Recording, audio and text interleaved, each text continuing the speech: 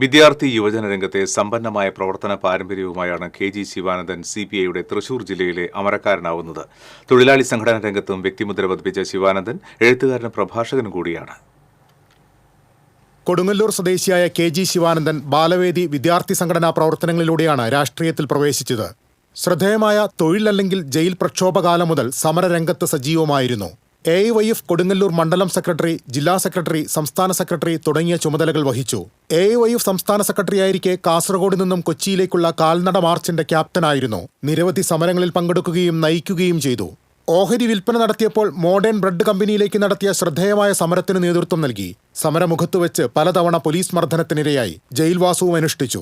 2 ഘട്ടങ്ങളിൽ CPI കൊടുങ്ങല്ലൂർ മണ്ഡലം സെക്രട്ടറിയായി. CPI ജില്ലാ എക്സിക്യൂട്ടീവ് അംഗവും സംസ്ഥാന കൗൺസിൽ അംഗവുമാണ്. 2 തവണ CPI ദേശീയ കൗൺസിലിലും അംഗമായിരുന്നു.